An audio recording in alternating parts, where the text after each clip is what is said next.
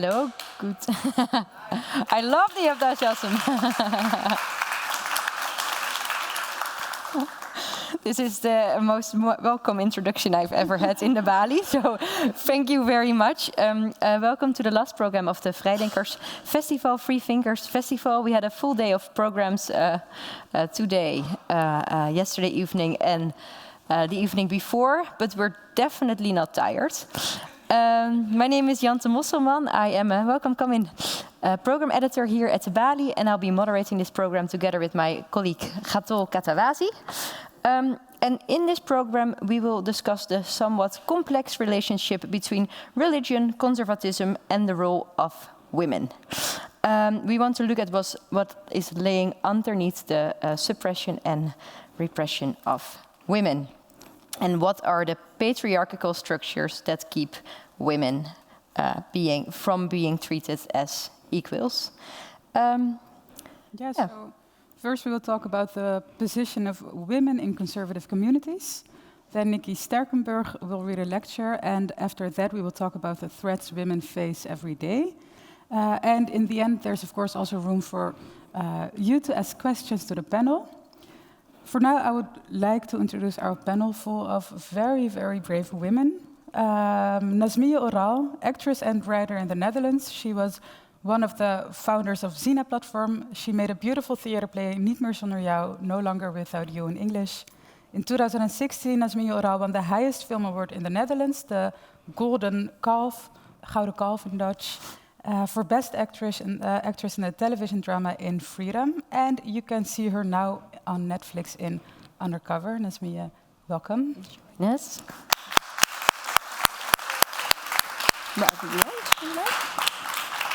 Deborah Feldman. Deborah Feldman is an American-born German writer living in Berlin, writer of the books Unorthodox, which was also the basis of the 2020 Netflix series, and Exodus, which just came out and is also available here in the Bali. Both books are available in the Bali and available for purchase at the ticket center. Welcome, Deborah.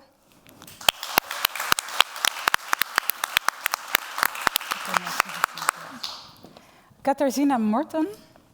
She's an activist and columnist. She held organizational roles in Women Black Protest in Poland and Polish Women Congress in Brussels. She was a legal representative and advisor of the largest Polish civic movements, the Committee for Defense of Democracy. Welcome. And last but not least, Maryam Namazie. She's a leading human rights activist. She is a spokeswoman for Iran Solidarity, One Law for All, and the Council of Ex-Muslims in Britain. Maryam, welcome.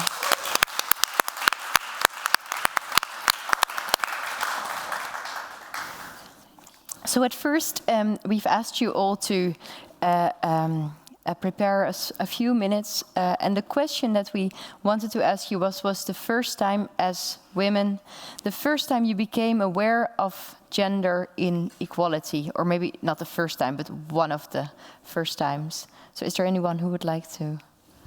Yep. I lived with my grandparents in Turkey. I'm born and raised in Holland. Between the age of 6 and the age of 10, I lived in Turkey with my grandparents. And I remember vividly, I was the youngest, and my 2 nephews were also there, living with them from Holland. And I was sitting at a table and doing my homework, and it was a beautiful day outside. And I got their homework too, and they were, 1 year above me and 2 years above me. And I watched them, they were like 7 or 8, and I was maybe 6, or I don't know, maybe, And they laughingly went outside to play. And it was an old house. I can see the sunshine coming through the roof, and that was the first time. And my grandfather was standing next to me, telling me, you have to do their homework too. And it was the first time the idea of no arose inside of me, and I just sat there and I said no. And that was my first no and the first hit I got. So I sat and did their homework. That was my first regulation. Thank you. Do you want to share?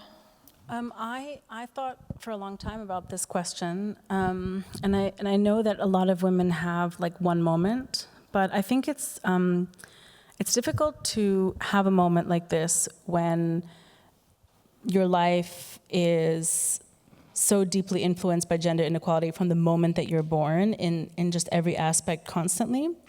And so I can't honestly say that I have one moment, but I think that when I hit puberty, because a whole new set of laws were suddenly applied to me as a result of reaching a certain age, I think it began with going to school and being told, now that you're this age, you can no longer sing. Now that you're this age, you can no longer laugh loudly in public.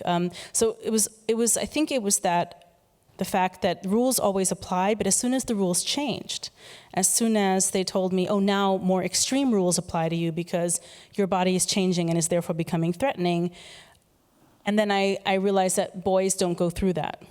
For boys, the rules don't change with time, they remain stable, whereas I felt as if the community was constantly changing the rules for women.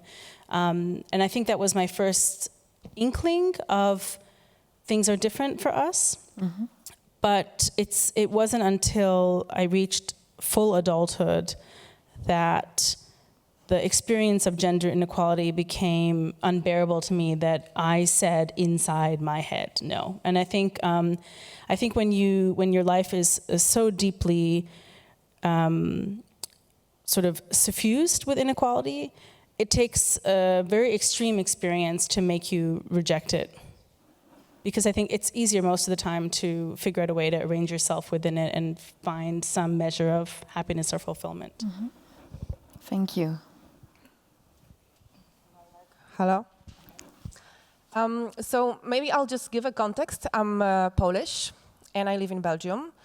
And coming from Poland, that is not maybe so obviously, let's say, against women's rights, the nuances of the conservatism and of the patriarchal structures are more subtle. I mean, now they're not more subtle, so we're probably going to talk about this.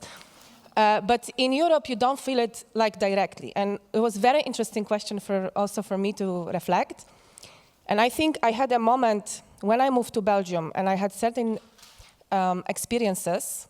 One moment when I felt how much and how deep the inequality is, and that made me to reflect back and see how many moments of no I already had in my life without knowing that were the no moments. Exactly as you said, at the beginning you feel uncomfortable, you cannot name it.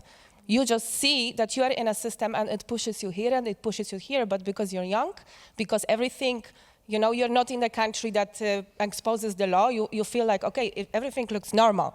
To me, it's like a matrix that has the pixels that fall off every now and then, and only it takes knowledge and a further experience to look back and say, okay, I actually had a lot of these moments, but I could not articulate what was the emotions that I felt as a kid, as a girl, and whatever. But one particular one, I was actually in Netherlands, and I was invited as an activist already, maybe it was 8 years ago, and it was in the Protestant church, and the lady, female priest came out and I started to cry.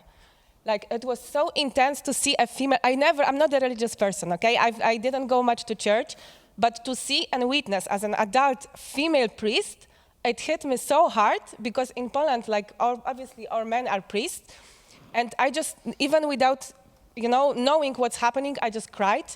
And then when I was coming home, I was like, oh my God, I was so shocked how deeply this injustice was in me without being really vocal inside of myself. And then I look back, I'm like, okay, violence in Poland that you accept towards women and you think it's normal when your neighbor or your family, hit a woman. And of course it makes you feel uncomfortable, but only when you reflect it from your, the opening moment, you understand, okay, that was already moment when I was angry. That was already moment when I was angry. This is when you see my equal and European beautiful country actually is full of gender equality. So it's also for me a process, one moment, but somewhere deep inside you see that they were much more already before. I don't know if it makes sense. Absolutely. Thank you. Thank you. For me, it's I remember it very clearly. It's with the establishment of an Islamic regime in Iran, and how things changed very quickly. Because my family, even though my father was brought up to be very religious, my grandfather was a cleric. My dad says to call him an Islamic scholar. So I do it for my dad, but I think you can't be a scholar if you only read one book, as Richard Dawkins says. I lived in a household that I felt very comfortable being a girl. I never felt unequal being a girl. In fact, my dad always wanted girls, and he even dreamt when my mom was pregnant that I was going to be a girl, and then he dreamt that my sister was going to be a girl, and it was, a very secular upbringing.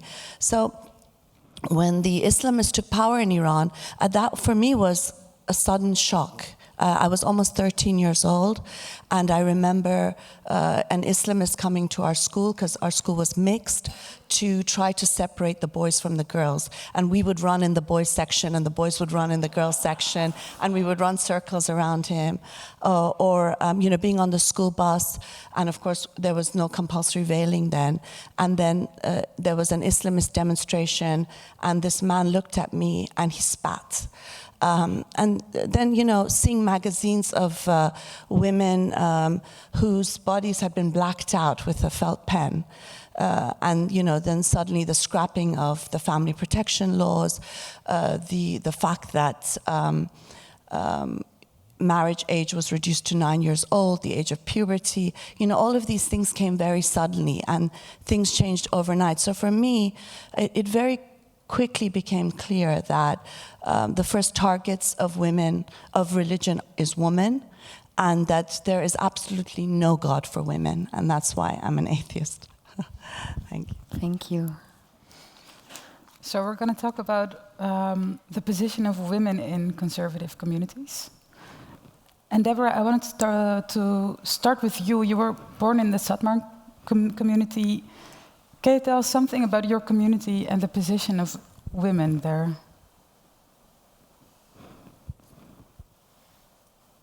Well, the Satmar community presents itself as a continuation of a pre-war way of life, but it's actually very new. The ideology behind the community is new. My grandparents were Holocaust survivors, and they raised me, and they joined the sect after the war, and they lived, I would say, traditional Jewish lives before the war, but not by any means extremists or fundamentalists. And it's hard to separate the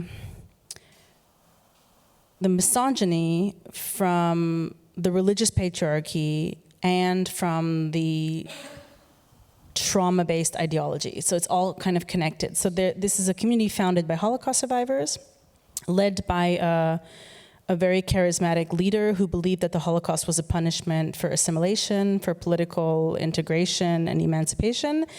And he wanted to recreate the ghetto in America. And he wanted us to live a very new and extreme interpretation of Jewish law as a means of appeasing a God angry enough to cause the Holocaust. And women were very central in this strategy because he felt that it was important to replace all the lives that had been lost by bringing as many children into the world as possible. But this was also a political strategy because in this sense, the community can increase its numbers and therefore its political power because the community votes as a bloc. And especially, for example, in a country like Israel, the religious communities have increased demographically so much more quickly than the secular that we have seen in the last decades how deeply influenced the politics has become by religious ideology and by biblical law. And so in a sense, the goal of the ultra-Orthodox in general, where Satmar has also played a role, an influential role, is to both replace what has been lost, but also to become the most powerful force in Jewish society. And to do that, women have to be absolutely controlled, and they have to be sort of like bringing children into this world from the moment that they're fertile until the very, the end of their fertile years, as frequently as possible. And they also have to do the work, not only in raising the children and managing the household, but in general, they have to perform the labor that is required to maintain human existence so that the men are free to perform spiritual work. And it's presented as a deal, in the sense that if women do the labor, they will get 50% of the reward in heaven, right? This is the contract. And so the men go to synagogue and study, and the women work and manage the household and raise the children. But they have actually no say in the forming of their children's minds and hearts. They are there to care for the children physically. And what you said to me, what you said to the audience right now, where you said the marriage age was reduced to 9, in my community, we marry quite young, not nearly as young, but we marry young. And I've always felt that one of the reasons why women are married off young, where I come from, is that it's so important for them not to have a chance to question, to doubt, to think about what else they might want. It's so important to entrap them completely in their lives, especially with children. I mean, there is no greater trap, in a sense, for women than having children, because they become the priority. And if you cannot guarantee their safety and their well-being, nothing else is worth it. And so children become the leverage with which the community controls women once they're married off and reach adulthood. But even until then, they are so tightly controlled, not because the religion necessarily demands it. I don't think any of the laws I grew up with were in any way entrenched in any kind of religious text. I mean, there were all these very extraneous details, like stockings, for example. The rabbi was sort of famous for testing the stockings on his own arm to see if they were thick enough. There was a lot of attention paid to details, which I think is a great method of distraction. Like, I think if you're obsessed with the thickness of tights or the length of skirts, you can kind of distract from bigger ideas like what is threatening about a woman's body, And if the tights were not thick enough, what would happen? They were made thicker. So in my childhood, the tights became thicker over time. Tight thickness is measured in deniards. So the deniards just kept going up. And the same thing happened with skirt lengths. Like when I found this photo of my aunts when they were little, I noticed that their skirts were like just above the knee, and I freaked out and I ran into the kitchen. I was like, "Oh my God, I found a photo of our aunts with like immodest skirts." And she looked at it and she was like, "Oh no, back then it was allowed." Because when I was going to school, it had to be 10 centimeters below the knee, and it was like such a clear line, and I felt it was so immovable. 10 centimeters, that is the law. But it wasn't the law. It was arbitrary. It could change all the time. It had no basis in anything.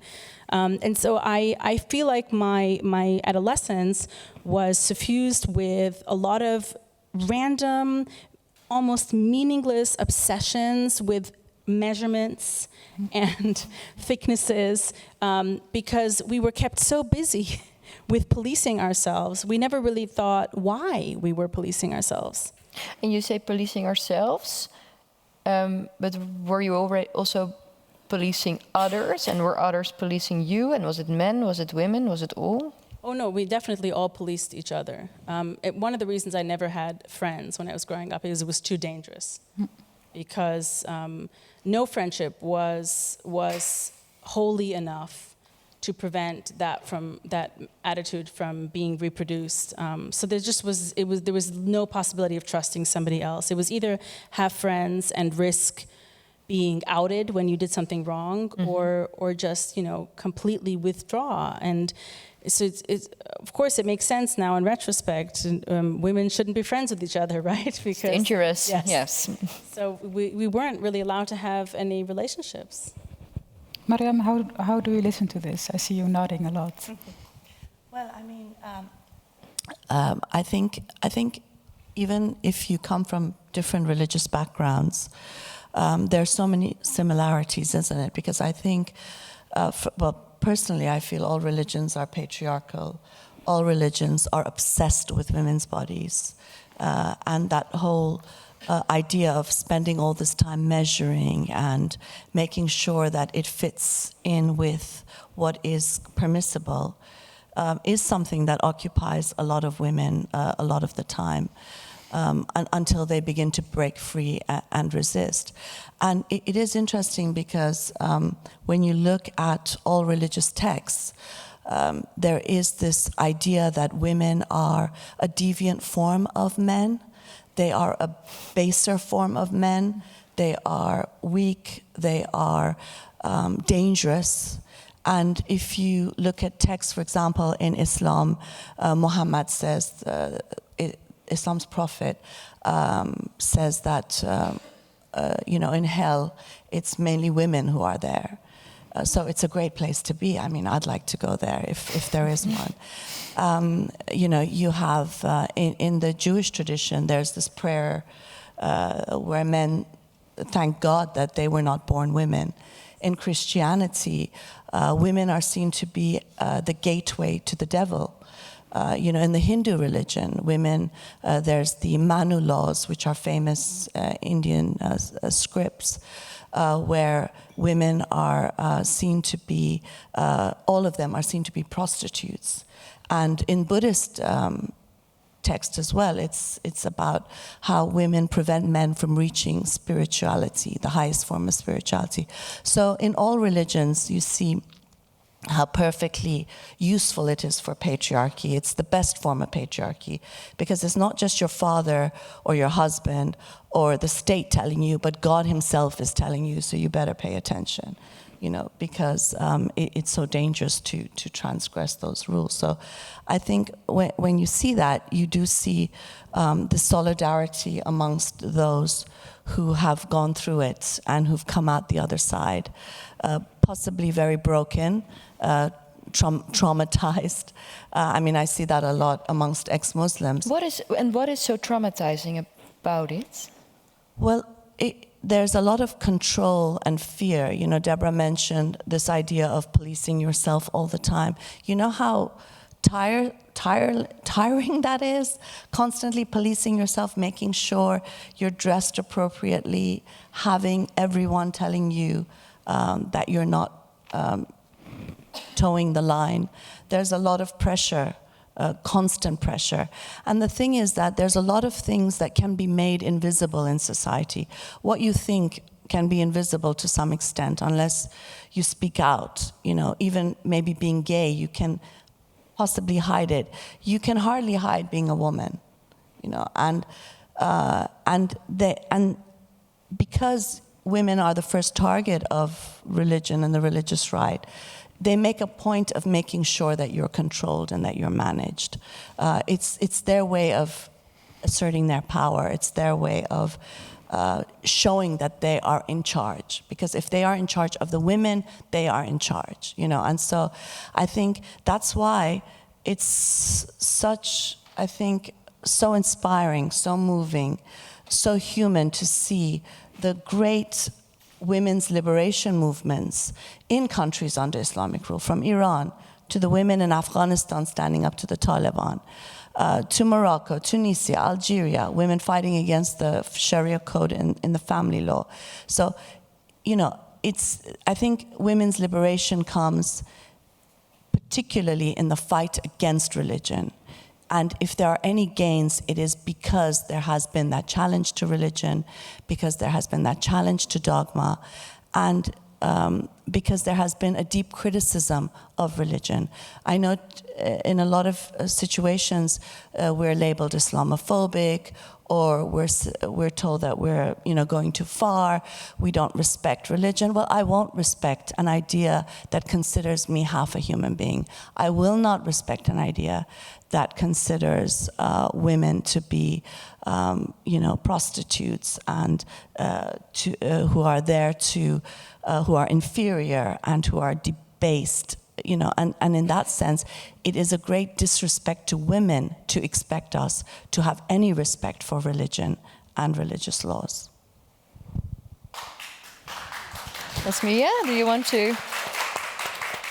Yeah, just to get back to, you said, what is the trauma? I think that liberation doesn't happen instantly.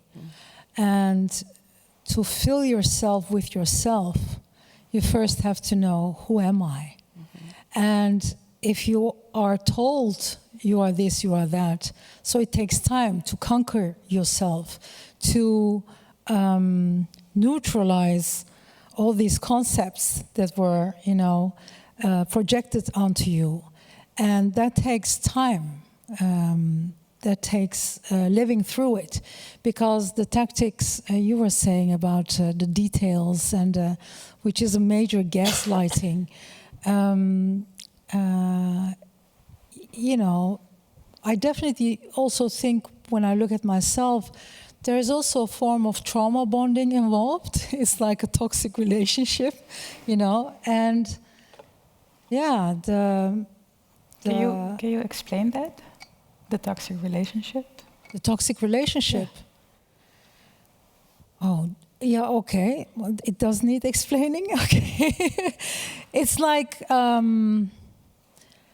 yeah, you have like internalized misogyny, you know? You project it not only to yourself, but also towards the female, you know? And everything, so you don't only restrict yourself, but it is like you are in what is like the frog. You are inside the water. If you would been put into water that is extremely hot, you would jump out of it.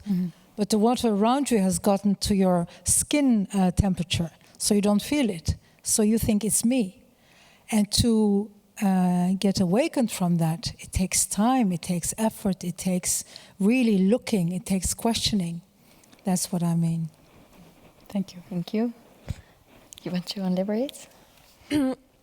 So I think, like, coming from the society that is, again, a bit more subtle with the mechanism, and maybe a bit as a warning that just because you have legal improvements doesn't mean that inequality didn't drop down into emotional level or power level or control level in the relationships when we are like in more, let's say, Western free societies. The measurements of the thickness are just coming from your skirt to your emotional expression. So maybe you're not judged by the skirt, but if you react emotionally, even if you're pressed to react emotionally, of course I'm going to react emotionally if someone is like, you know, aggressive to me, or like if someone crossing my boundaries.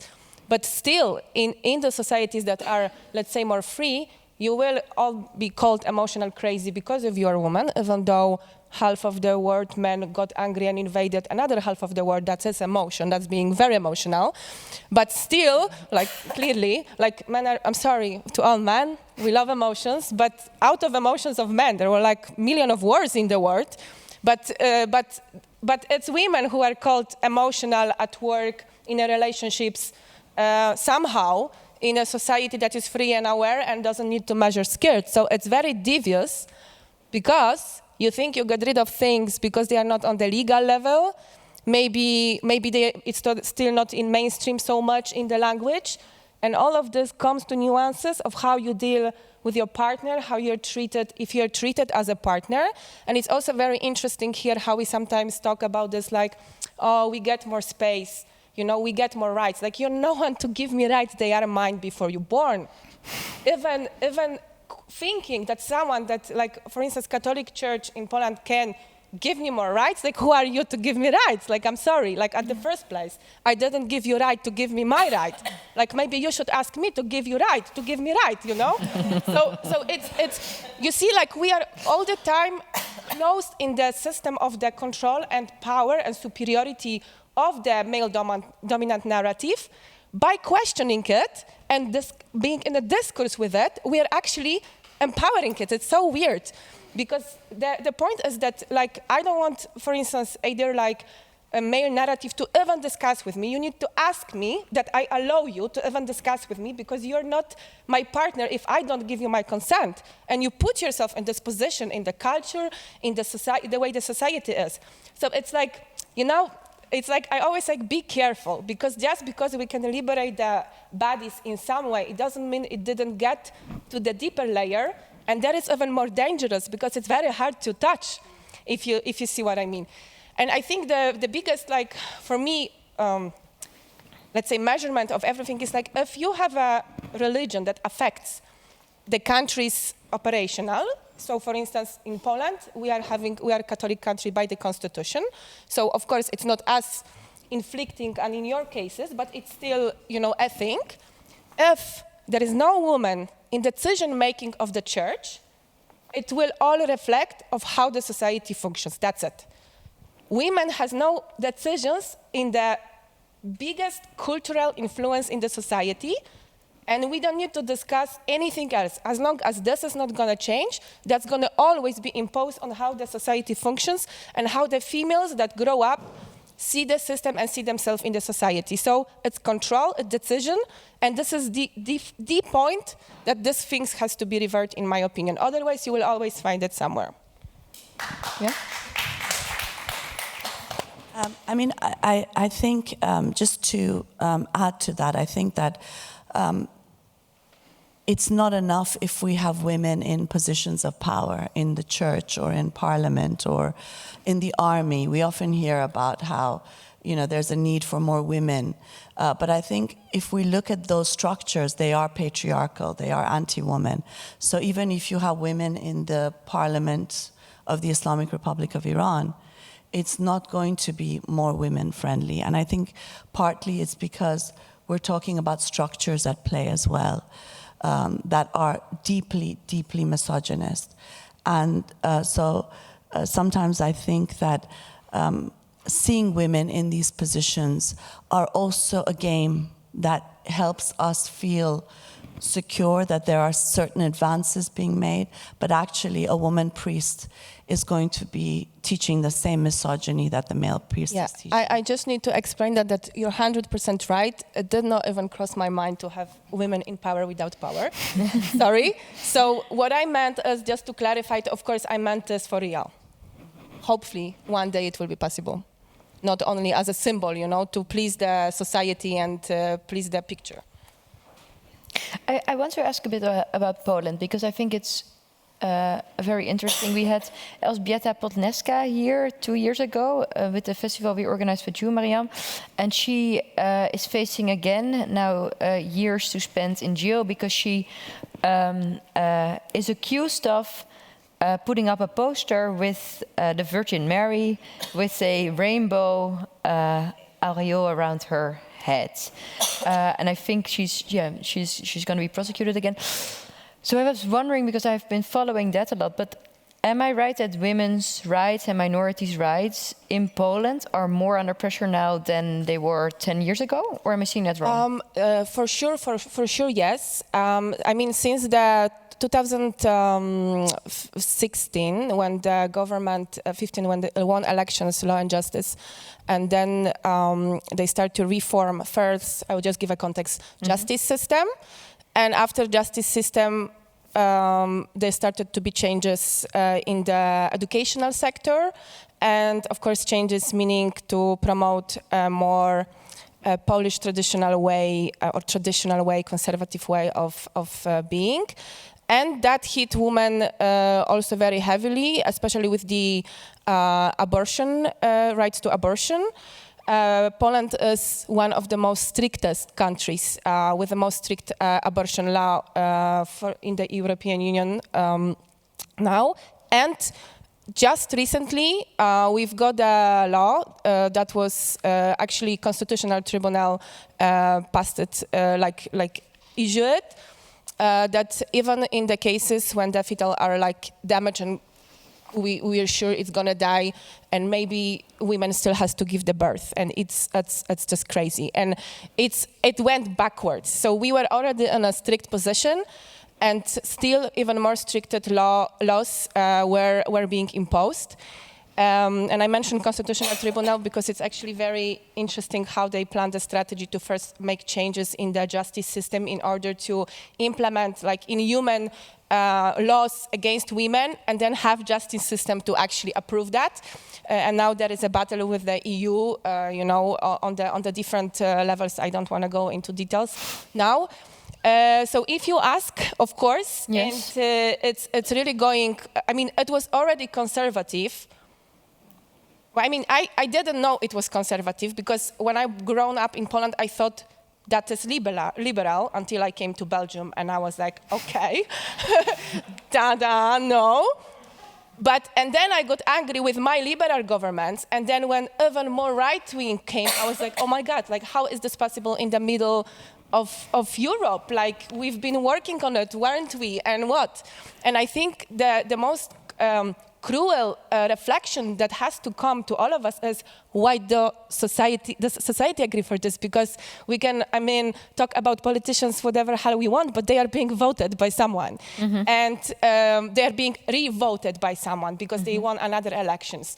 So I think if we talk about that, the most pressing question that we may solve today or not is what happens in the society that was introduced to liberal and progressive ideas that can flip so badly, that can agree for such cruelty, such hatred, almost like over a day.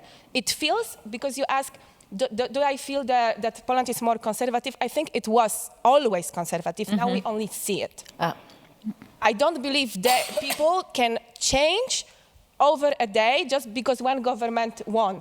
It had to be. It has to be already there, and then it just comes out. Yes, maybe hidden, maybe something, because it wouldn't come out like that. So. Deborah, what do you think? Because you were describing as well, your aunts could still wear the skirt to here, and then it got longer and longer. Is this something you see that is happening, that conservatives becoming more, conservative communities, religions become more conservative? Is this something that always has to happen that way? In the world of ultra-Orthodox Judaism, there has been a progressive approach towards absolutely radical fundamentalism since the 1950s. It started, for example, in the States with a response to the civil rights movement. That was like one of the first impetuses for this community to withdraw even more from the outside world. And as we accomplished the sort of the big steps towards modernity in the second half of the 20th century and in the very beginning of the 21st, all of these steps toward progress in the outside world, feminism, the technological revolution, they were seen as threats to conservative communities. And so the response is to become more extreme as a way of walling off from change, or as a way of like trying to protect oneself from change. Thank you. Maya? Sorry, what was that? I was wondering if we were talking about, so I have there's someone who said to me, who wrote a book. His name is Maryam Namazie. I'm going to rephrase the question a bit. He's a sociologist, and I'm wondering because, and Nikki Sterkenburg is going to talk about that as well, about the rise of the extreme right, the far right, and the what they want to do to women's rights. And I'm wondering what we're seeing. Are we, because he wrote a book, and I think it's already 10 years ago, and he said what we're seeing now with these conservative and these men who want to control these women's bodies, he said it is the, how do you say it? I wrote this, it's a difficult word for me in English, so I wrote it down. He said we're seeing we are seeing the last convulsions of a dying patriarchy. And I was wondering, is that what we are seeing, or it is a while ago that he wrote this, or are we seeing something else? I was wondering what you think of that. I mean, there's a point to be made about that, in the sense that the more brutal and barbaric the religious right is, it is because they are faced with resistance. Because I think if you aren't faced with resistance, or everybody listens to you, there's really no need for you to have morality police and a commission for the prevention of vice and the promotion of virtue, and, you know, enter people's homes and see what music they're listening to and throw women in jail for how they're dressed. You don't need that. So in a sense, I think there is an argument to be made that the more brutal they are, it's because of the resistance. But I do also think, you know, the points that were made here is that we are living in an age of the rise of the religious right. And that is also a far-right movement. And that's why we're also seeing the rise of the far right, because they feed off each other. They are part of the same movement. And when one is strengthened, the other is strengthened as well. And so what we're seeing is they target women first, and that's why we're seeing us, you know, that there's been taking back of rights that women had. So in Poland is a great example. In Hungary, we're seeing that. In the United States, we're seeing that as a result of the Trump presidency and the encouragement of the white nationalists. For example, in the US, Roe v. Wade, which is something that we know is historically taken for granted, the right to abortion for women is under question. And I think what it shows very clearly is, one, the fragility of the rights that we have. We have to constantly fight for them. They are constantly being taken. They are waiting to take them away. And I think that goes back to the whole idea of democracy. For me, I think, you know, there was a discussion about democracy being fragile. I think it's a facade, really. And in the sense that it gives the impression that, you know, people's rights are respected. It isn't. And I have no faith in governments and states, but I have all my faith in liberation movements on the ground. And it's because of those movements that Roe v. Wade exists, that apartheid in South Africa has ended, that the Islamic regime of Iran is on its knees now by a vast women's liberation movement, that governments are scared about the tsunami of atheism in the Middle East and North Africa. It's thanks to social media, which is doing to Islam what the printing press did to Christianity. It's thanks to people coming out in the streets in great numbers and saying no. But I think that it's a force to be reckoned with. They have power. They have God on their side. I know he doesn't exist, but they think they do. And as a result, they are hugely dangerous. And, you know, the minute, I mean, I think, you know, it's, especially when we look at the situation in Poland, in the United States, where women have made some advances, you see how clearly the minute they have this much of power, they will take your head off. And they come for women first, because women are expendable. We are always seen to be, even in societies that are more advanced, you know, they are seen to be expendable. They are seen to be extensions of the family, the community, and so on and so forth. And they are always the first to lose their rights, even in advanced societies. And we're seeing that in Poland. We're seeing that in the United States and other Western countries. Yeah. I just want to comment. I think what happens is the more vocal polarization of two fronts, sort of like answering like a little bit your question. And like my feeling is, at least speaking of Poland, you know, when you shout of the women's rights or equality, and people who have a power and who are in control are kindly giving it to you, they don't understand what does it mean when you take it. Mm-hmm. And they are still in the superior position because they kindly giving it to you. You know, and in patriarchy, like men are not, just because a man is a superior, sorry for like being very blunt, it doesn't mean he's hurting you. He may, you know, offer you whatever, but he's still superior. So if I'm And now I think in Poland it's like 89 when the communism fell, like just to be in detail. And then we had some political changes. Then you had the liberal powers coming, and I think we didn't know what does this mean to actually progress. And when the progression happened, and when you actually, people who had the like the power of the, you know, of patriarchal power and church understood what in practice it means to lose it. So it's not like I'm kindly giving to you, know, I'm taking it from, it is mine. And I think what we see now is actually the ideas and the ideology was executed in practice, and that causes, a huge resistance like that is sudden. Because first it was a process, and then it happened. And when it happened, it caused the backlash. I don't know if it's... Yes? So everybody's just really shook that now these women, they gave them, if I can say it, so they gave the women a little bit, and now they want it back. They want it.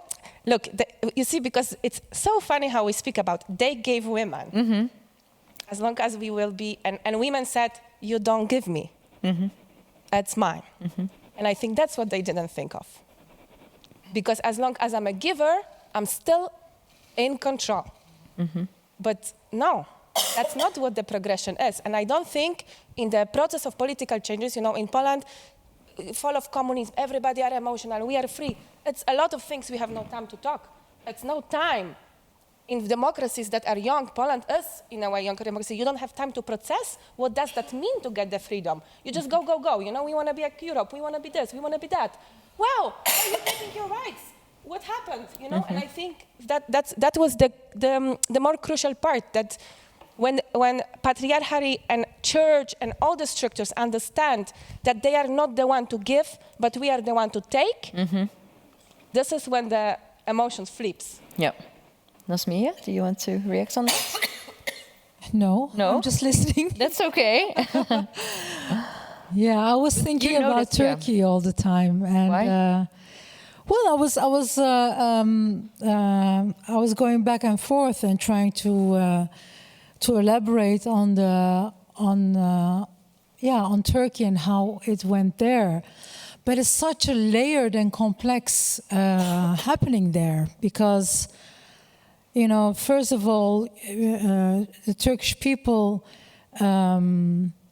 they needed to unite when Atatürk was there, when the Republic was founded, and it was for the good of all to unite and to say we all are Turks, But then it became like,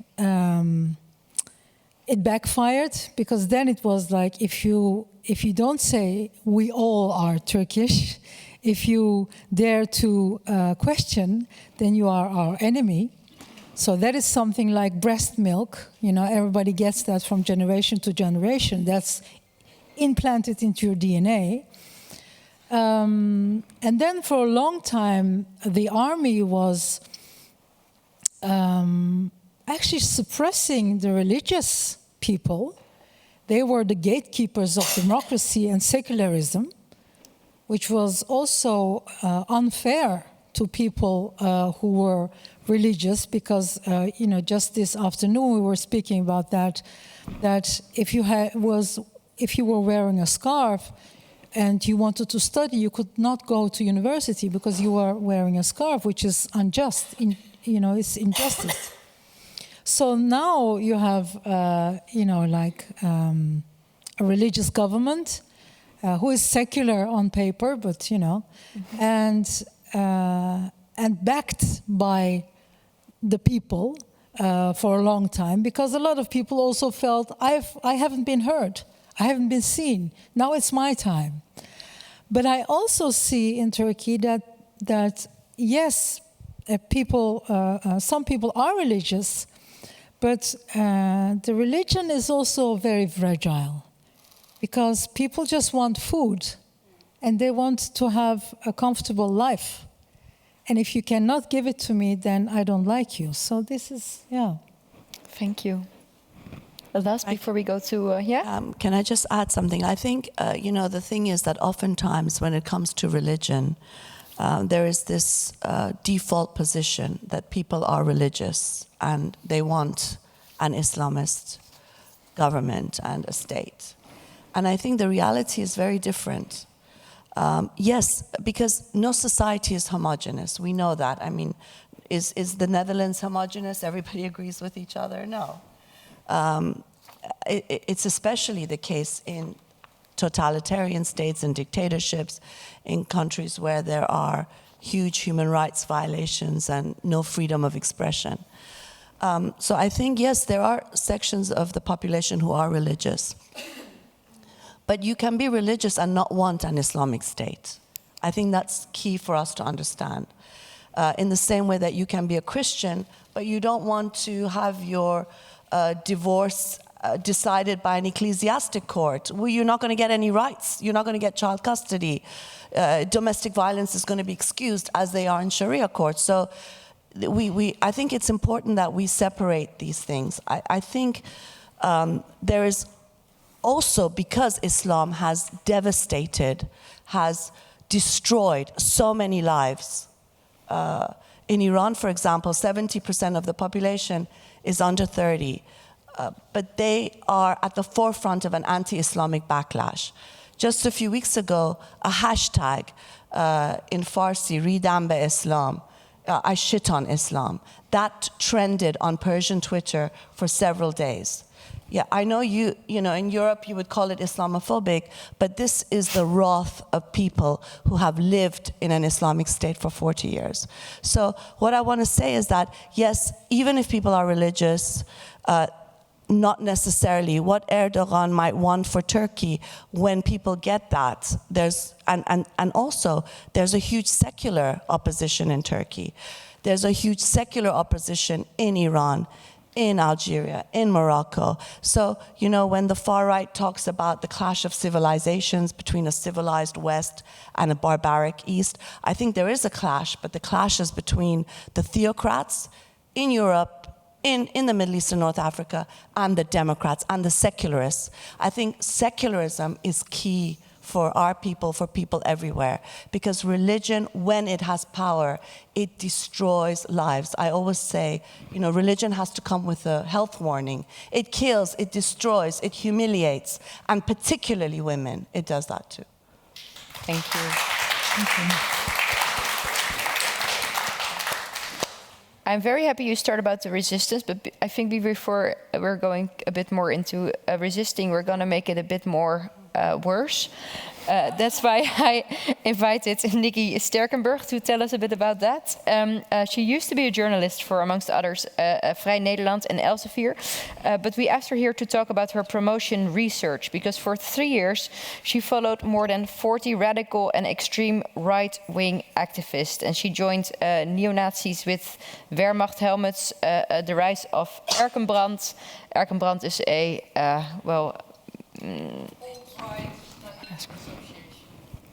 that's pretty much what it is. And her research also appeared in the form of a non-fiction book called Maar dat mag je niet zeggen, which is something in the Netherlands we hear very often, and it translates it, but you cannot say that anymore.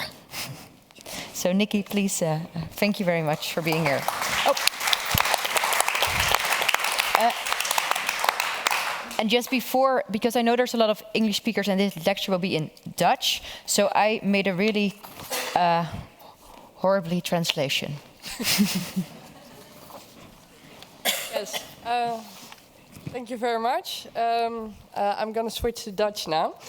Toen ik voor deze avond werd gevraagd, wilde ik het aanvankelijk niet doen. Want sinds ik een boek heb gepubliceerd over radicaal en extreem rechts, is het leven en mijn mailbox er zogezegd niet gezelliger op geworden. En dat is een understatement. Ik heb me de afgelopen maanden regelmatig afgevraagd of die prijs niet te hoog is geweest. Maar goed, toen ik te horen kreeg wie de andere sprekers waren, voelde ik heel sterk, als zij zo dapper zijn, dan moet ik dat ook doen.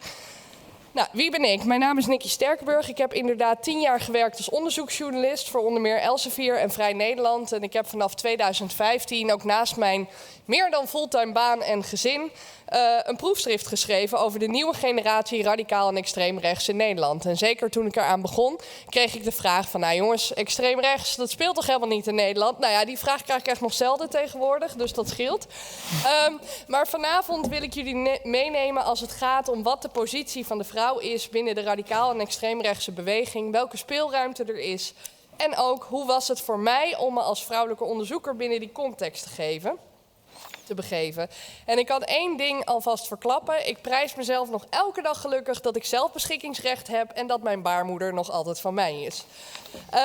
Die notie had ik aan het begin van mijn onderzoek niet. Want de eerste vrouwen die ik tegenkwam binnen radicaal en extreem rechts, die zaten bij wat ik zelf een beetje de anti-islam-activisten ben gaan noemen. En wat deze vrouwen gemeen hadden, was dat ze bijna allemaal slachtoffer waren geworden van een situatie met iemand met een migratieachtergrond. Een aanranding in het zwembad, lastige gevallen in het openbaar vervoer, een gewelddadige stiefvader met een migratieachtergrond.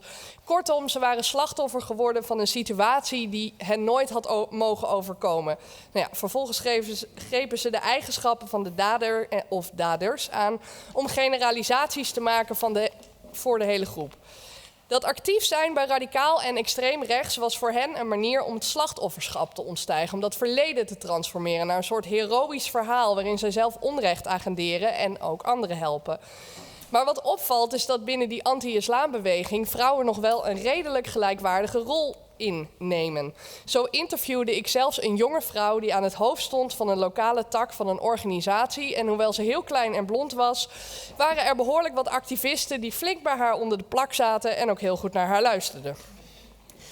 Dat werd anders toen ik naar de neonaziebeweging ging. En bij de neonaziebeweging is al eerder uit wetenschappelijk onderzoek gebleken dat de meeste mensen die zich daarbij voegen, vrouwen die zich daarbij voegen, daar binnenkomen als vriendin van.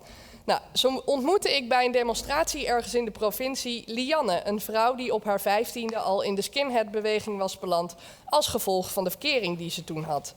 Zij meende daarna dat het nationaal socialisme ook wel bij haar paste, goed deels vanwege het warme karakter en het kameraadschap. Maar in veel kon ze inhoudelijk niet helemaal bijdragen. Want wanneer ze bijvoorbeeld met de jongens naar de weduwe Rost van Tonningen gingen, ik weet niet, ja, jullie zijn wel oud genoeg om te weten wie dat is, hè? Ja, komt goed. Dan gingen de jongens en de mannen naar boven om de wereldpolitiek en de ideologie te bespreken. En dan bleef Lianne gezellig bij de weduwe in de keuken. Gewoon veel makkelijker. Toen ze trouwde kreeg ze 500 gulden van mevrouw Rost van Tonningen. En toen haar dochter werd geboren nog eens 250 gulden met een mooie kaart. Het mogen duidelijk zijn, ook mevrouw Rost van Tonningen vond nageslacht en huwelijk zeer belangrijk. Lianne werd jongmoeder, ze scheidde ook heel jong. En vanaf haar 20ste nam ze een jarenlange pauze van de beweging, want ze moest er zijn voor haar gezin. Of zoals ze het zelf verwoordde: ik loop niet weg voor geweld. Ik wil niet dat mijn kinderen een heel weekend zonder mama zitten. En dat is ook nationaal socialisme, er voor je gezin zijn, vertelde ze me. Nou, later keerde ze dus weer terug naar datzelfde nationaal socialisme, maar het laat wel zien dat ook vrouwen binnen neonaziebewegingen overduidelijk een andere rol hebben. En dat vindt natuurlijk zijn oorsprong in de historie. Want binnen het nationaal socialisme is er een lange traditie van een sterke afkeer van de politieke participatie van de vrouw. En wordt er gestreefd naar separate leefwerelden voor man en vrouw. En dit is overigens een idee dat in de jaren 30 echt allerminst extreem was. Maar de nazi's namen dat ideaalbeeld van de vrouw als liefhebbende, zorgzame huismoeder, cultiveerden het in verschillende campagnes en beschouwden het als een noodzakelijke basis voor die ene perfecte samenleving. Weg uit het werkende leven, want ook toen werkten vrouwen al, en hup, richting de keuken achter het aanrecht. Wat daarnaast binnen de rassenleer en het nationaal socialisme frequent aanwezig is dat een ras niet kan voortbestaan zonder voortplanting. En dus moet de vrouw op grote schaal kinderen baren. En diezelfde vrouw moet ook nog eens drager van de Germaanse cultuur, hoeder van de raciale puurheid en trotse cheerleader van de nationaal-socialistische ideologie zijn. En dat frame werd al snel geïncorporeerd in het onderwijs, waar jonge meisjes werd geleerd om vooral het subversieve huiselijke leven te omarmen en zich zeker niet bezig te houden met iets ingewikkelds als politiek of exacte wetenschappen. En het werd verspreid via damesbladen zoals Vrouwen, warten, waarin moeders en hun gezinnen werden gepresenteerd als de kurk waar de rest van de natie op drijft. Overigens hadden ook de nazi's een opportunistische en praktische kant, want in tijden van oorlog wil je de fabrieken draaiende houden en als alle mannen in het leger zitten, dan is dat wat ingewikkeld. Dus hoewel er volgens Hitler zelf weinig nobeler was voor vrouwen dan een moeder te zijn en zonen en dochters van het eigen ras te baren, waren vrouwen toch ook wel weer zeer gewaardeerde arbeidskrachten, al konden ze ook toen al fluiten naar gelijke beloning. Maar goed, Al die verering voor de vrouw als moederschoot van de natie gold ook hoofdzakelijk voor vrouwen die Arische kinderen voortbrachten. Vrouwen van een andere afkomst, vrouwen die een minder ontwikkeld gevoel voor ondergeschiktheid hadden, werden bespot en vermoord. Het is ook niet voor niets dat concentratiekamp Ravensbrück speciaal is begonnen als vrouwenkamp. Maar goed, dat was toen. Hoe verhoudt zich dat als nu? Of tot nu? In Nederland is de neonatiebeweging relatief klein. En je ziet ook dat het in Nederland wordt het niet echt van generatie op generatie overgedragen. Dat is trouwens wel in Zweden en Duitsland het geval bij sommige families. En in Nederland is het ook zeker nog niet zo dat iedere partner van zich ondergeschikt maakt. Als Constant Kustus kijkt, gaat hij nu vast een NVU-journaal houden over hoe hij zelf thuisblijfvader is. Maar zo interviewde ik eens een neonazi over wat hij zou willen doen als hij de absolute macht in Nederland had. En hij antwoordde half grappend, maar eigenlijk doodserieus. Als ik al mijn raciale standpunten erdoor zou moeten drukken, dan zou het toch echt een compleet bloedbad worden. En ik zit dat interview te houden en zijn vriendin zit ook in de kamer. Die zit op de bank langs de televisiekanalen te zappen en die zegt een beetje hoogschuddend: ik denk niet dat je geliefd leider zou zijn, schat. Maar goed, hoewel de neonatiebeweging dus relatief klein is het idee van de vrouw als moederschoot geenszins weg. Ik werd er zelf ook mee geconfronteerd, letterlijk. Want toen ik in 2016 nog midden in mijn onderzoeksperiode zat, veel bij anti-islamactivisten en neonazies over de vloer kwam en interviews hield, was er in Nederland een ontwikkeling zichtbaar. De opkomst van een meer intellectuele stroming, namelijk de aanhangers van het etnonationalisme, wat we ook wel toen een beetje leerden kennen als alt-right, dat uit de Verenigde Staten kwam. En het begon met bijeenkomsten van studiegenootschap Erkenbrand. Ik had het zelf nog niet gezien, maar er was iemand met wie ik een goede band had, die me erop attendeerde. En die zei, ja, er is nu iets nieuws, studiegenootschap Erkenbrand. Ik denk, nou ja, wat is dat dan? Want ik was een jaar mee de straat op gegaan. Het was altijd actie en adrenaline. En ik had wat podcasts geluisterd die toen nog online stonden en beelden van een conferentie bekeken. En het leek allemaal niet zo spannend. Ik zag zo'n mooie zaal en allemaal jonge mannen met een overhemd en een trui aan of een jasje. Heel anders dan die hoodies van die anti-islamactivisten en die neonazies met hun kistjes en hun bomberjacks. Maar goed, iemand die al ruim 20 jaar meedraait binnen radicaal en extreem rechts, wist mij te overtuigen. Die zegt, je moet ze interviewen, anders ga je er spijt van krijgen. Dit zijn heel andere jongens dan je normaal bij rechts ziet. Ze zijn echt anders dan wij. Dus ik mail dat studiegenootschap met de vraag van, nou, ik ben journalist en onderzoeker, mag ik een keer langskomen? Nou, ik was niet welkom bij de bijeenkomsten, maar we konden wel een keer een afspraak maken om kennis te maken. Ik heb geen idee wat ik er van kan verwachten, maar ik stem ermee in. En een paar dagen later stap ik in een studentenstad een grand café binnen, terwijl ik eigenlijk niet eens weet wie ik zoek of hoe ze eruit zien. Maar goed, ik loop door de zaak en tref 2 van die jongens in de hoek aan. Ze zitten een beetje in van die bruine leren fauteuils, de wereldpolitiek op gewicht getoond. Ze zwaaien nog naar me wanneer ze me herkennen. En de een heeft blond haar in een zijscheiding, de ander heeft krullen. Beide ook weer zo'n trui aan met zo'n kraagje eronder.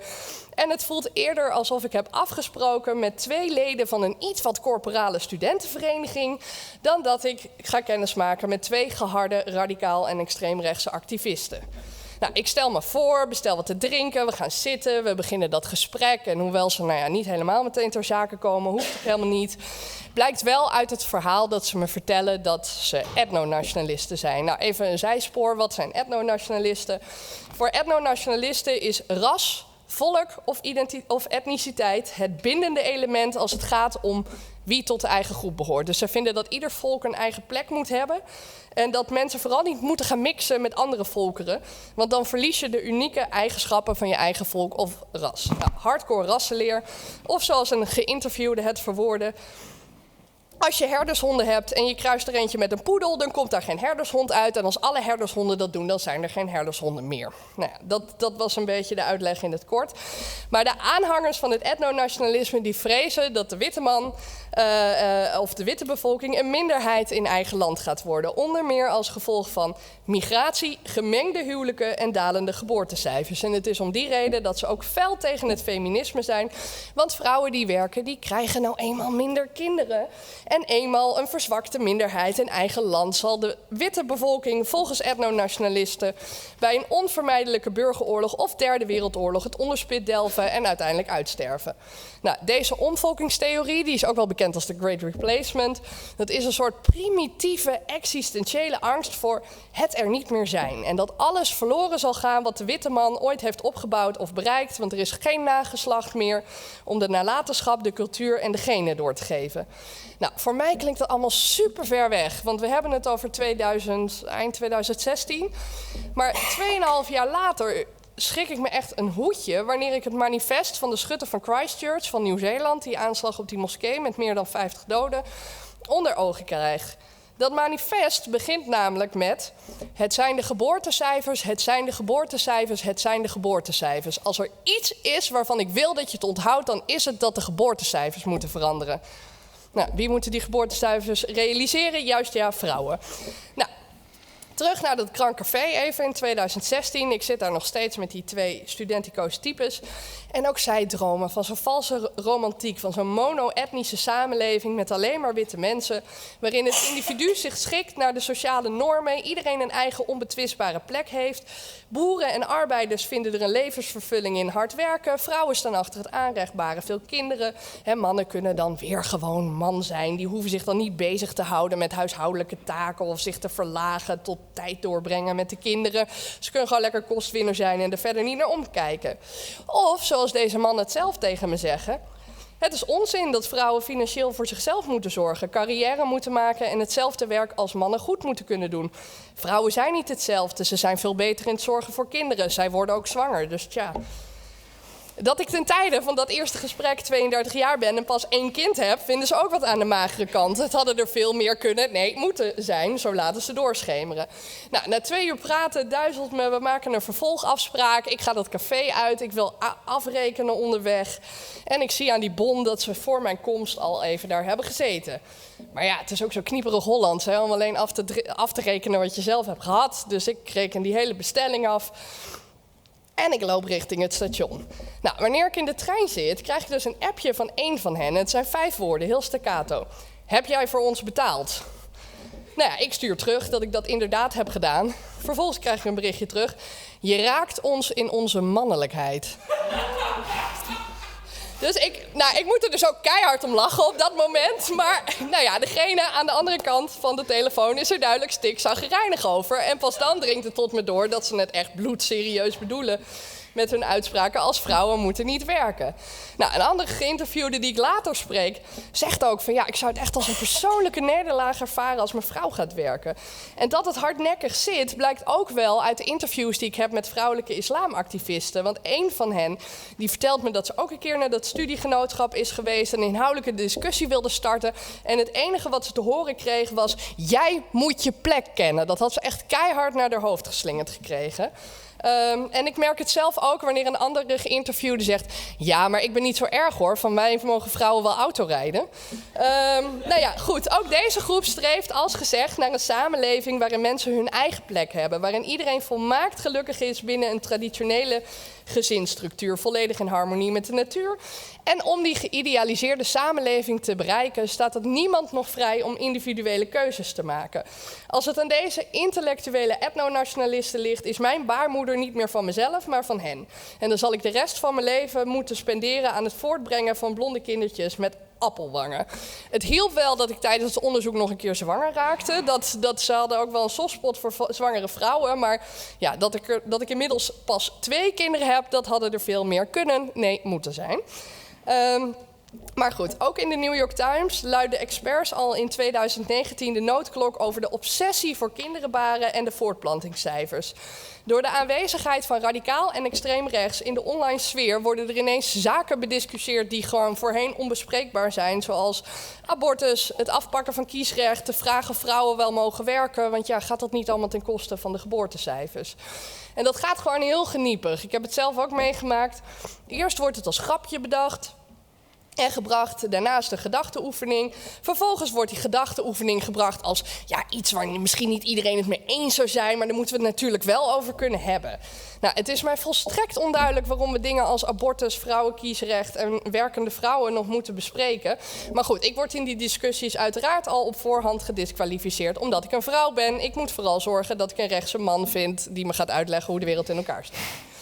Nou, ook bij radicaal en extreem rechts wordt bij sommige stromingen het streven naar een homogene samenleving dusdanig ver doorgetrokken dat er geen plek meer is voor individuen die weigeren zich daaraan te onderwerpen.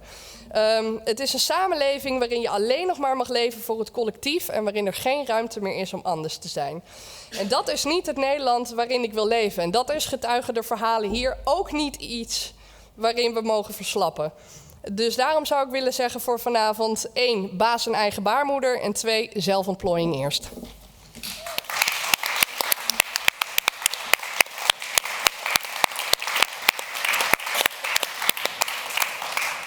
Thank you very much, Nikki Sterkenburg.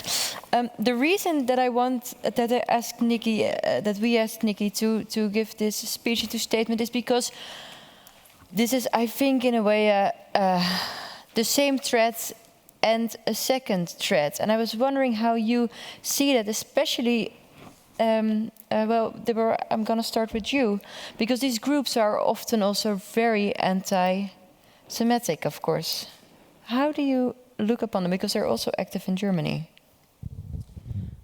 Well, I mean, right-wing extremists are anti-everybody that's not them. I mean, Yeah, that is true. This is very much true, yes. We had an awful incident in Germany recently, which I think everyone might have heard about. There was a synagogue in Halle, and a young right-wing extremist wanted to attack it. And when he arrived, he had trouble getting through the door. And there was a German woman that passed by, and I find this somehow so sad. There is this expression in Germany. Germany is a country that is often like in a bad mood. So there is this phrase that you say in German when you just find something like annoying that another person is doing. You say, "Muss das sein?" And it's like, does this really have to be? And there was this woman who came by the synagogue and saw him trying to get to the door and was like, "Muss das jetzt sein?" Like, does this really have to happen right now as I'm passing? And he shot her. And nobody ever talks about this. We talk about the attack on the synagogue that failed, but we don't talk about the fact that he shot this German woman passing by, and then he went, because he failed at the synagogue, he went to the Döner shop looking for a Muslim. Yeah. But he couldn't find a Muslim, so he shot a German man working in the Döner shop. And one of the things I tried to discuss after this event, and I was asked as a Jewish person in Germany to talk about this, is like, we lost 2 people, and they were neither Jewish nor Muslim. Because if there's anything we've learned from history is that right-wing extremists hate everyone that's not part of their tiny little group, and once they're done with everyone, they hate themselves too. Because these are people who are consumed with frustration, with violent impulses, with groundless hatred, and I don't know how far we really get when we try to understand them. Because how much do we need to understand hatred? I feel like it's important to understand how to combat it, but not really to understand what its impetus is, what its motivations are. Honestly, human nature has always had some uglier sides. But me personally, of course, I see right-wing extremism overlapping with religion, and especially I'm very, very concerned with the rise of right-wing extremist views in the religious population in Israel. So previously, ultra-Orthodoxy was marked by anti-Zionist stance. So it rejected the secular Israeli state, and it rejected Zionism because it had a religious ideal of how Israel should be Jewish, and it believed that we had to be saved by the Messiah and so on. But the right-wing extremism has been infecting also religious communities, so that you see religious people adopting right-wing views, even when these views might be anti-Semitic, they'll just take the anti-Semitism part out, but you'd use everything else, or replace anti-Semitism with anti-Muslim sentiment or something like that. So I think that right-wing extremism is a kind of religion without God, in a sense. It's a very irrational and destructive ideology that offers an illusion of power and control, which is what religions have offered people throughout centuries. Just like National Socialism in Germany was a tool for the very cynical few to gain power over masses that was, willing to consume these ideas. I don't think that right-wing extremists necessarily believe their own ideology, but I think they find their ideology a convenient means to power and to address their own frustrations in society. And do you, because I want to look at the place of women in this. Is the women only there, do you think, to, as you said before, to create more children, and that is needed? I wonder, is the ideology a tool to keep them under? How do you see that? Well, I think that because almost all religions have structures built into them that guarantee men access to women, and that right-wing ideology is very much a response to losing access to women, that I think that almost all of this is about men feeling very threatened when they don't have the ability to access female sexuality, female nurturing, female labor, because men cannot survive without it. They literally would not be on this earth without it. They cannot maintain health, sanity, success, pleasure, fulfillment without women. And because this dependency is there, it's terrifying. And there are healthy ways in which men address this dependency, namely by seeking egalitarian and respectful partnership. And then there are the unhealthy ways, which I think start with inability, in a sense, to form relationships. And since they can't form relationships, they feel they have no choice but to grasp for ideologies that promise power instead of connection. Do you fear them? If I fear them, I can't honestly say that in my everyday life I do. I've encountered them here or there. They're surprisingly helpless when alone and unarmed. I mean, I think that they're scary in groups. They're very violent in groups, right? But when you encounter them on their own, they look sort of a little bit ridiculous, right? I mean, they're just very alienated in society. They cling to each other in order to give them some sense of legitimacy and influence, but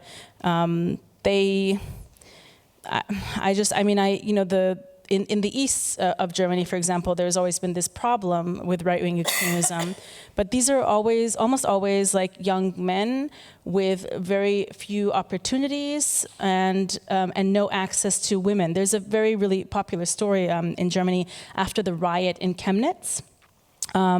This was going around the news cycle a while back, where they were saying that there was like kind of like a wild and impulsive riot in which young men chased minorities, and there was a video.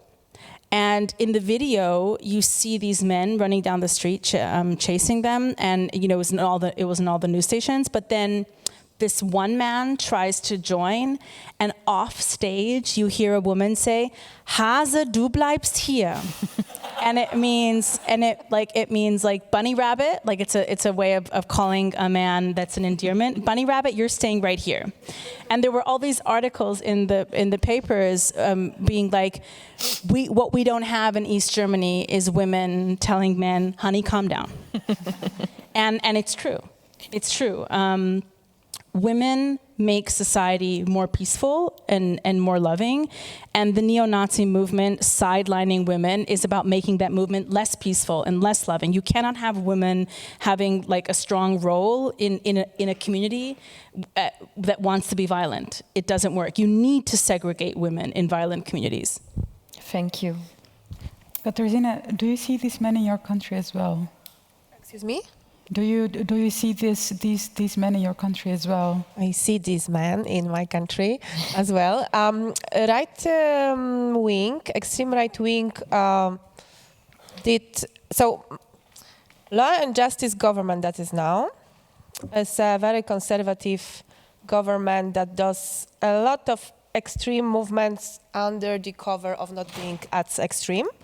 And then you have more extreme movements, political party including, that are very bold and obvious about their desires. To me it's very close, but a bit of the way to put it into the word is different.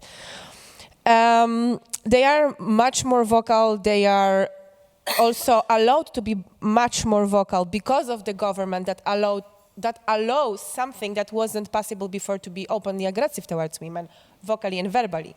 You see, like, it's like that. Once you allow the suppressed aggression, frustration, and all the processes that were described here to be unpunishedly, without shame spoken, you will be surprised how many flowers come up, suddenly.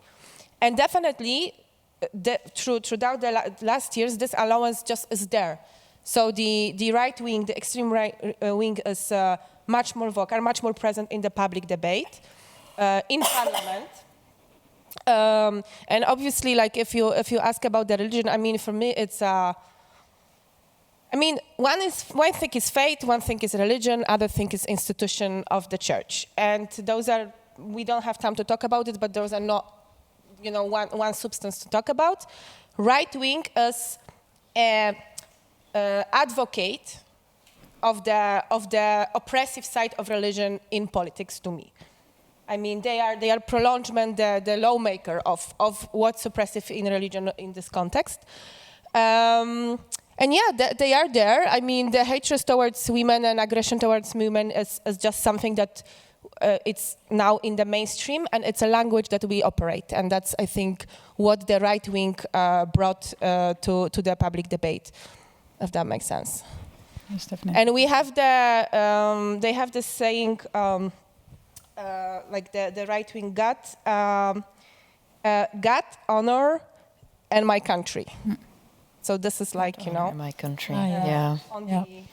I think it sort of says it all. And as a fun fact, I just want to add that the fun fact that actually we are not sure, like more like progressive liberal wings, what would happen if the government that we have now that like plays a bit moderate would lose. Actually, there is a big danger that the extreme right is gonna take their place because there is more boiling water right there, and I hope we're not gonna find them good guys at some point on the political scene. Nazmiye. Yeah, I really liked what Deborah said about right wing being a religion without God. Right? That's what you said. Yeah. I don't want to misquote you. Because I think that in Holland, the right wing, the right extreme, I must say, movement really exhausts me, because I kind of, a long time gave up understanding, because I cannot understand hatred and that way of living and being. But I do understand when you look at it in the sense of it's a religion without God, because for me the big exodus of the enlightenment of the mind of the Westerner started when the Twin Towers happened. Fear came, and because in Holland I was always proud that we are not a nationalist society, but the churches were getting fewer and fewer, lesser and lesser, and religion was not so important. But then we had these people opposing us with their strong beliefs. And so we needed something, a force to fill it up. And I think that's what's happening now also for people to hang on to. And of course, together with the whole society, the globalism, that we are now in connection with each other.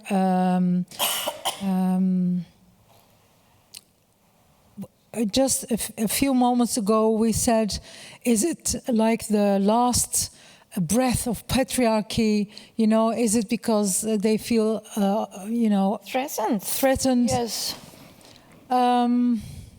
As a human being in this time, I don't know, but I always look at the at humanity in terms of a few thousand years, and when you look at it like that, patriarchy is at its end because the system is old. It's now it is completely out of balance. It needs balancing with the feminine energy. So I think things are shifting. And these things combined make the extreme right very like a shiny new savior thing to adopt, you know, for people who are searching for an answer and for especially men who are searching for power. Yeah. How much, Maryam? I mean, for me, I think that. Actually, the far right does use religion. I think there's a lot of similarities between the far right and the Islamists.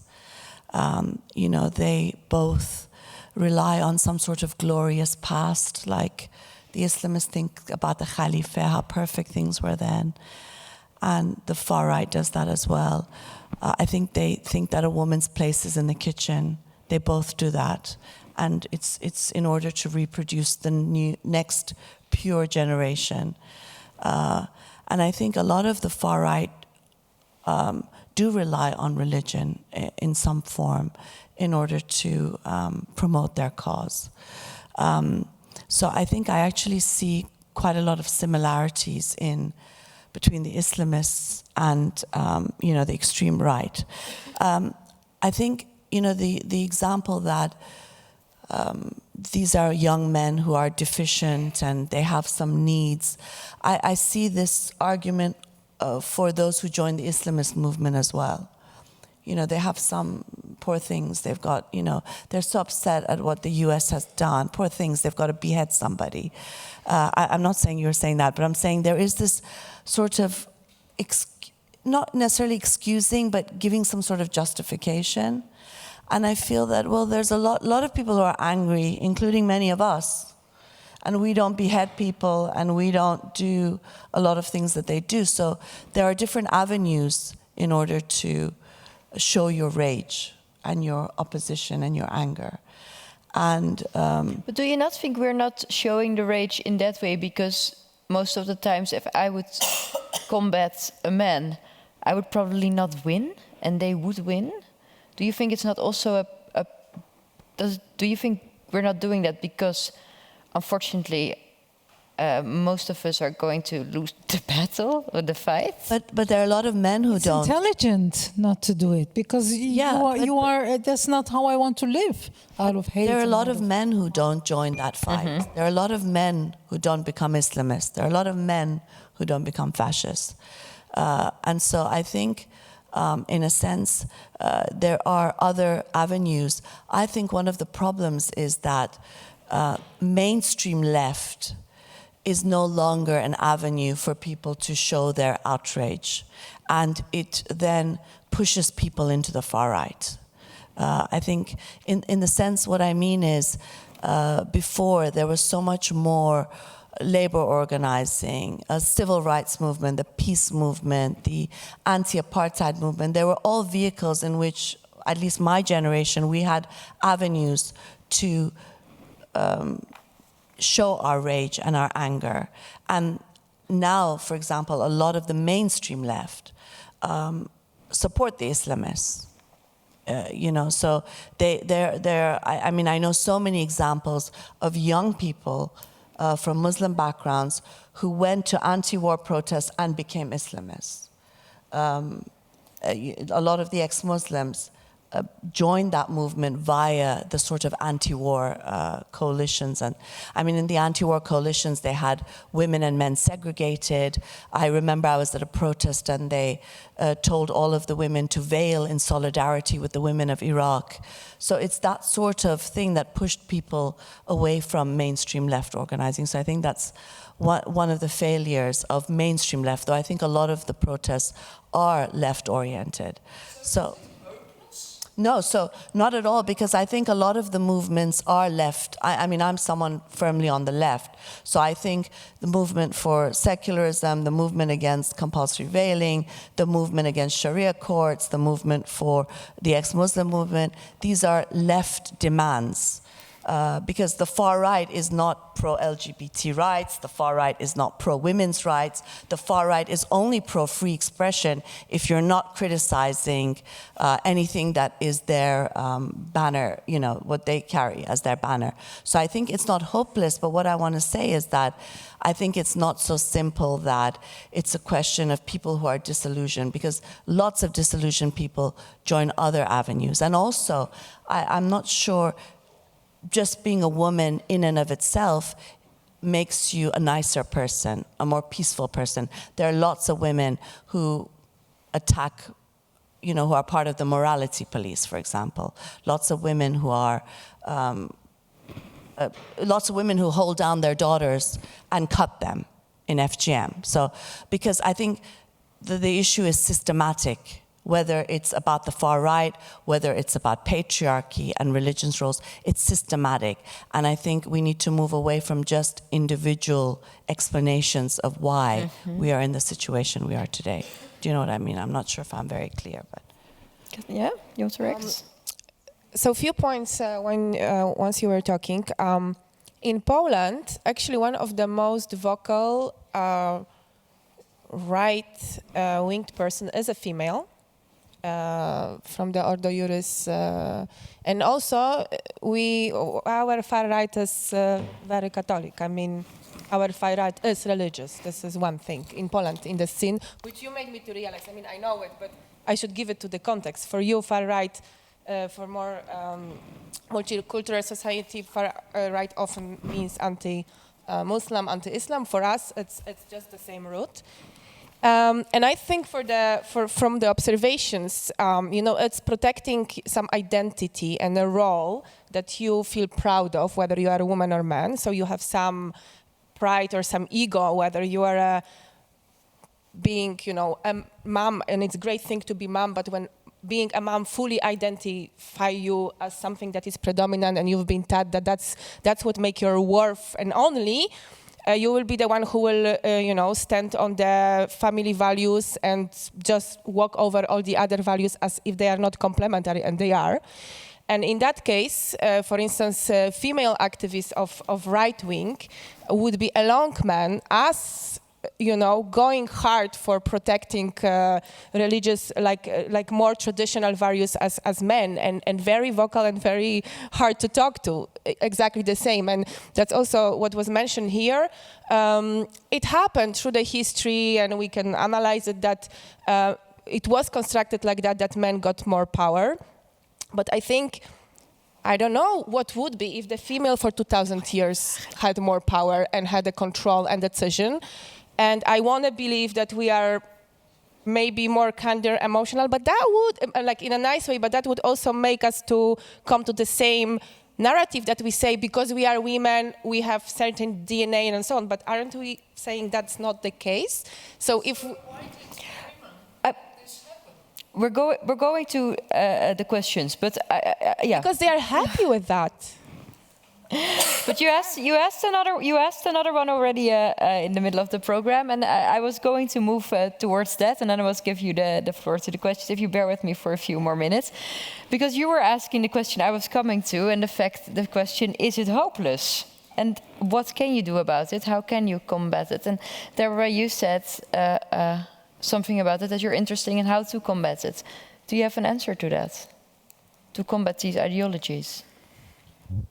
Well, I don't think that anything that we just discussed are contradictions per se. Women can do bad things and also be the nurturing ones in society. Women can often fight to preserve a system as opposed to overthrow it because they've already figured out how to work the system to their best advantage, and the new system is strange and they would have to start over. I get asked a lot from women in different countries, like for advice. And I talk a lot about the responsibility that women have within patriarchy. That if you're stuck in a system, you still have a responsibility within the system. You are not a victim and an infant, even if the system is bigger than you. So you still are responsible for all of your decisions and choices, the same way that you would be in a dictatorship, for example. There's always resistance. There are always different levels of resistance. I had a very hard time when I left my own community and discovered that women in the outside world aren't free, like you mentioned. Maybe their bodies are free, but are they really free? Because men in the outside world have simply decided they would like to see more of women's bodies, so they can. It's still not really our decisions or our choices. What I had trouble understanding is the system of capitalist and social advertising, marketing, and communication is pushing women to define their worth by being celebrated for their sexual desirability and their relationship status.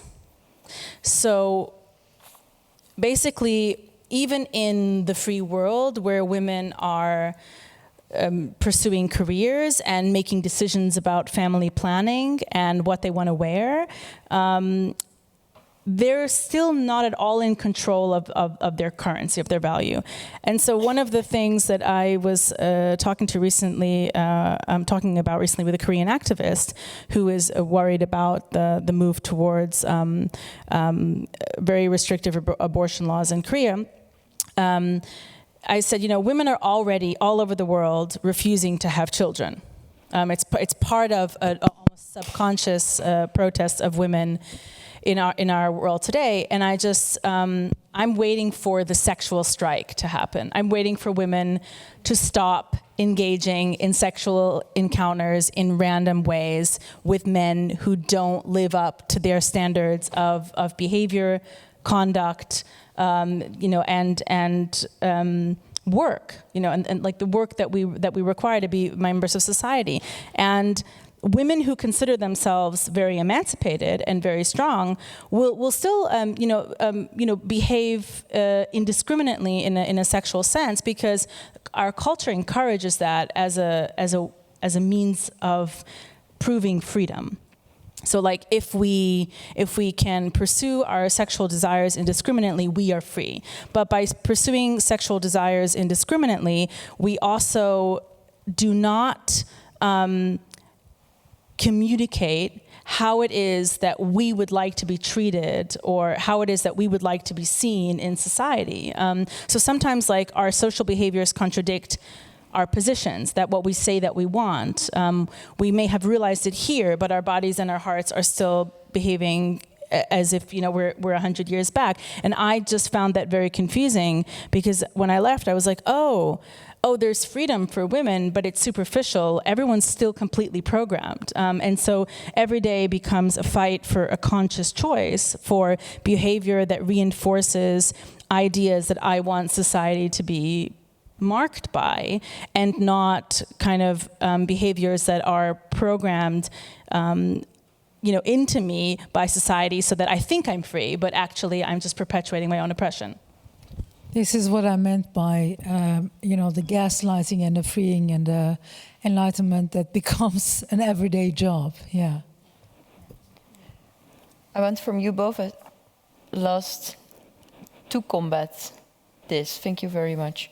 To combat this, to do something, because I think that's to end the evening with only the problem analysis is also very helpful. I think the more you speak about this, the better it goes. I think, look, we are talking about a patriarchal system that has lasted, since forever. And we're talking about, also an economic, social, political system everywhere that puts profit before human rights and human needs. So we are talking about very big forms of oppression. And it's not like there are easy answers that, you do A, B, and C, and it's, we're all going to be free. The fact of the matter is that it's about struggling and trying to change the status quo. We all do it in different ways. And hopefully, a lot of the work that we do complements each other. And I think, the reality is that despite all the difficulties, I mean, what could be worse than living under the Taliban? But there are women in Afghanistan who are coming out on the street and demanding women's rights, with the Taliban pointing their guns towards them. The same in Iran, for example, you've got women who are opposing sex apartheid, who are opposing compulsory veiling, despite the fact that they could be imprisoned, have acid thrown on their faces, and so on. So I think the movement, in Pakistan, for example, there's a huge Aurat movement. It's a movement of women who have been denied access to the public space. And they are fighting to reclaim that space. And I think that's what we have to do. We have to reclaim the public space. We have to transform it. And to do that, of course, there is, it's a very difficult thing to do, because the status quo pushes down on you constantly, and it prevents you from making change. And in order to try to change the status quo, you have to push very hard. You have to push and open up a space for yourself and for others. And with that pushing and opening up of that space, there are threats, and there is abuse and constant humiliation. And you have to try and survive that, and you do that by finding others who are doing that work. And that's, why we come together today, because we're all doing parts of it. I think one of the things we really need is the fact that we live now in an era of identity politics. And I think that's hugely detrimental to the struggle for women's liberation. This is a discussion on women's liberation from patriarchy and religion. And I think the problem with identity politics is that it has segregated us so much that we feel. Yesterday there was a young man saying, well, I feel like I can't say anything because I'm white and I'm Dutch. And my point was that, aren't we all human? And can we not feel injustice? Can we not take steps to help each other, to support each other? And I think beyond the fact that we're white or black or women or men, there is this common humanity that links us. And I think it's really important for us to strengthen that and to make it very clear that, these rights that we're striving for, they're universal, they're not Western, they're not Eastern, they belong to everyone.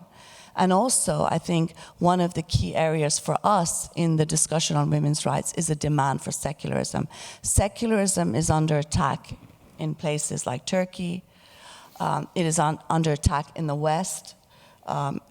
In Britain, for example, secularism has come to mean equality of religions. So if the Church of England has 5,000 schools, well, we need 5,000 Muslim schools, so there'll be an equality of religions. But that's not what secularism is. And I think, that is hugely important that we do that. And I think we need to feel, no matter how difficult it is, all we need to do is see the resistance that's taking place. And I think that gives us hope and that gives us courage. And the great thing is that, whereas I remember I don't know, 30, 40 years ago when I didn't have a computer when I was at university. There was no internet, at least I didn't have access to it. That no one knew what I wanted. I didn't know other people who wanted what I wanted. And I felt like I was screaming in the dark, that I was alone, that I was on my own facing these forces. But today, because of social media in particular, we are able to see the innumerable who are like us, who want what we want, and who are doing demanding it at great cost to their lives. So I think that should give us hope and courage, and that is the way of change. Not Western governments, not sanctions, not the EU talking about human rights. They don't care about human rights. But we as people, as political activists, as social activists, we can. And we have historically seen how that has affected the world, how things have changed, and how things can change as well. Thank you. I'm going to see if there's any questions or remarks. Yes. May I also say? Of course, I'll come back to you. Thank you. My question is regarding Maryam Namazie. It's like, in the West, we see like there is such a policy. You see, like if you're coming from Middle East, you always label us as Muslim. I'm coming from Iran, like specifically, like I always have like this struggle proving, like I was born in like a Muslim country, but I was an atheist, and I am an atheist. They don't recognize such a like how to say identity, and they say like you see the majority of the people in Iran, in the Middle East, they Muslim and they love Islamists. So if there's like Islamic regime in Iran, then that's the choice of the people. If there is like compulsory violence in Iran and like so many other Islamic stricken countries in the Middle East, that's the choice of the people, because the people are Muslims. I personally, like What is the question? Sorry. The question is like, how can women, specifically atheist women, ex-Muslim women, can change this sort of labelizing and the discourses? Thank you. Yeah, that's a good question. Well, I mean, I think one of the, thank you for that. I think one of the important things is to make very clear that we are homogenous societies, just like, the Netherlands or Britain or the US is a homogenous society. Some people vote for Trump, other people vote for Biden. Lots of people don't believe in that system. I think that is very key also in humanizing Muslims, because the reality is that if all people in Iran are Muslims and they want an Islamic regime, well, that means they all want stoning, they all want amputations. And it dehumanizes people both who are Muslims and people who are non-Muslims and non-believers. So I think to show this division, this huge sort of differences of opinion is key. And I think that's what, for me, is hugely important. It's not about identity, all white people thinking the same, all Muslims thinking the same, all ex-Muslims thinking the same. We have far-right ex-Muslims, and we have left-wing communist ones like myself. There are differences of opinion. And I think that makes it easier for us to see our common humanity and to be able to make choices based on our politics and where we stand, rather than, or you're white, I'm going to stand with you, or you're Muslim, I'm going to stand with you. Because once we break that, I think that's where we begin to see real change. Thank you. Is there another question? Yeah?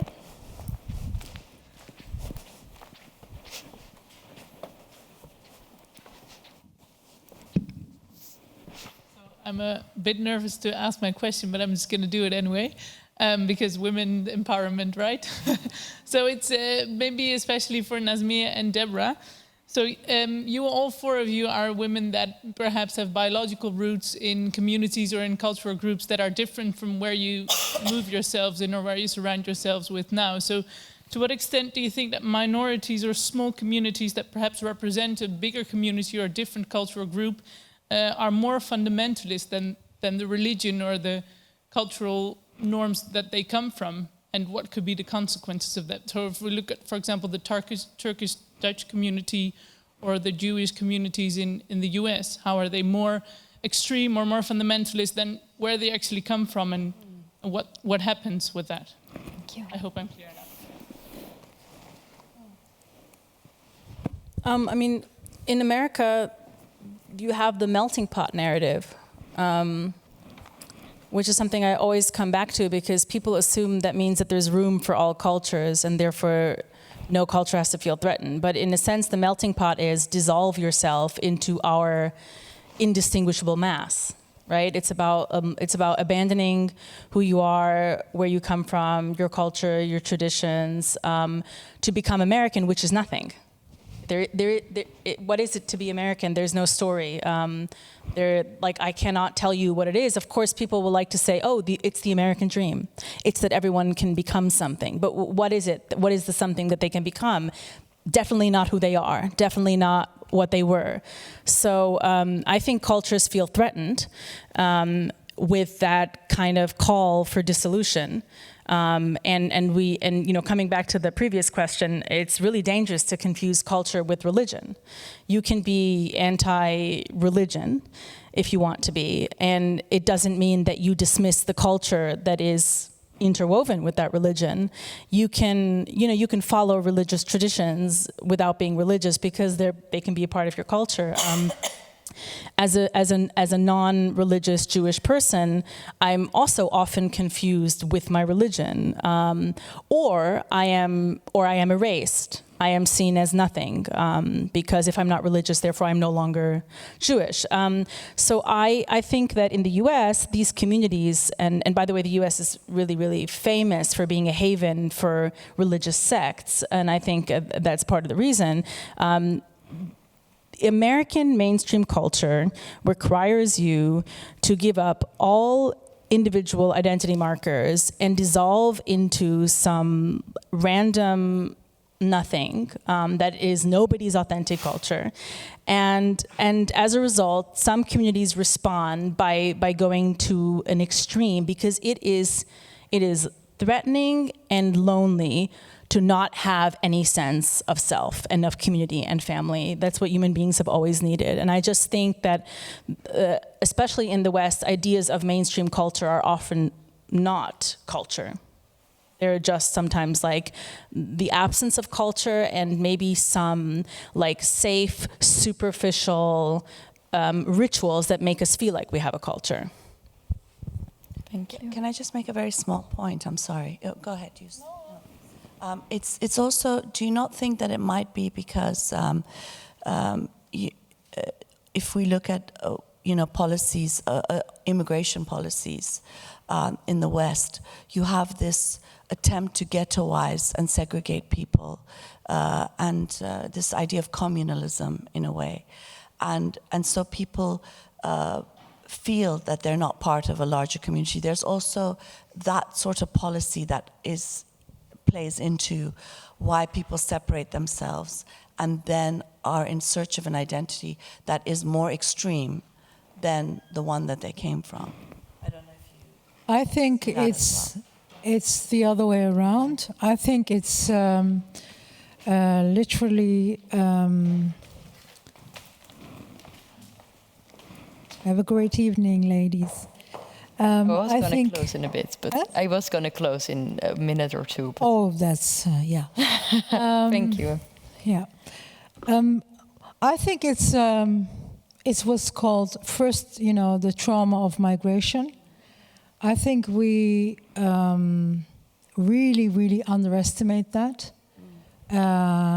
Once you migrate, you understand what it is. But if you don't, you don't know. And for a lot of people in the West, in Holland, for instance, they didn't come here to stay. They were supposed to go back in a few years because they were just temporary laborers, So it was natural for them not to speak the language and, just be themselves. And they were fine by not, being seen by the Dutch people. And the Dutch people were not interested in them, It was fine.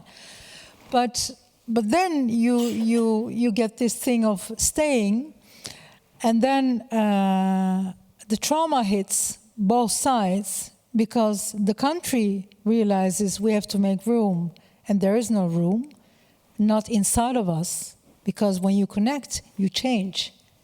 It's really traumatic. So what happens is you want to keep your identity, and you enlarge your identity out of fear. Yeah. Thank you. If there are no more questions, I think I kept you. Let's have a drink. I'm sorry, I'm gonna close. Because it was a long day. I want to thank you all very, very much for being here and talking to Gato and me. And I hope to see you again soon.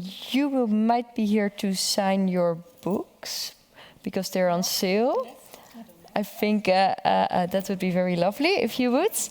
And I want to, thank you very much for coming, and give them a big applause, please.